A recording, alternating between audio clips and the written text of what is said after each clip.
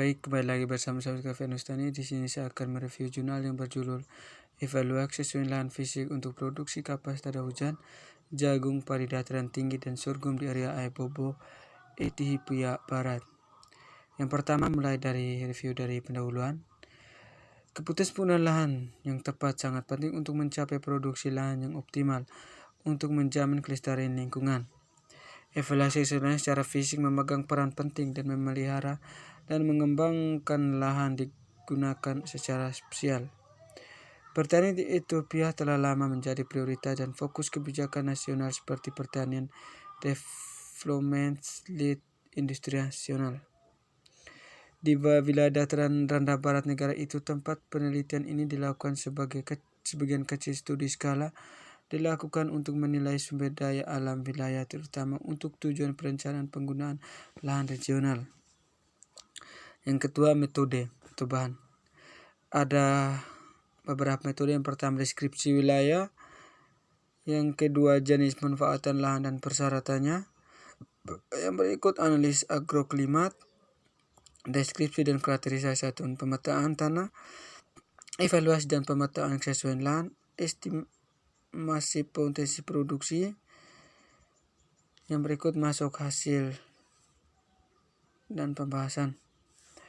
Yang pertama, deskripsi dan karakterisasi satuan pemetaan tanah. Yang pertama, unit pemetaan tanah 1AC.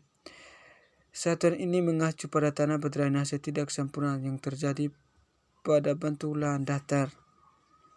Yang kedua, unit pemetaan tanah 1BC. Satuan ini mengacu pada tanah berdrainase sedang yang terjadi pada medan yang hampir datar.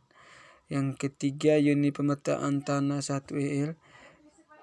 Unit ini mengacu pada tanah berdrainase baik yang terjadi di medan yang hampir datar.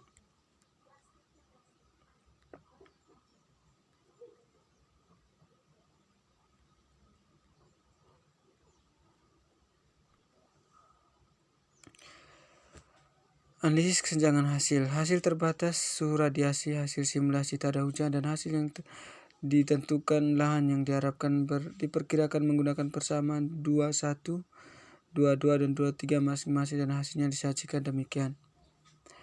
Hasil terbatas suatu radiasi dari kapas, jagung, padi, gogo, dan sorghum disajikan dalam tabel 5. Tabelnya yang ini. Kedua, analisis hasil simulasi tada hujan mengungkapkan bahwa hasil jagung dan padi gogo dapat berkurang masing-masing 7,32 sampai 12,9%. Hasil ditentukan oleh lahan yang diharapkan. Hasil yang diharapkan dari kapas, jagung, padi gogo, dan sorghum pada tingkat optimal manajemen diperiksa dari 2018 hingga 2042, 2.295 hingga 4.828, 1.727 hingga 3.634 dan 1.116 hingga 3.397 kg per hektar.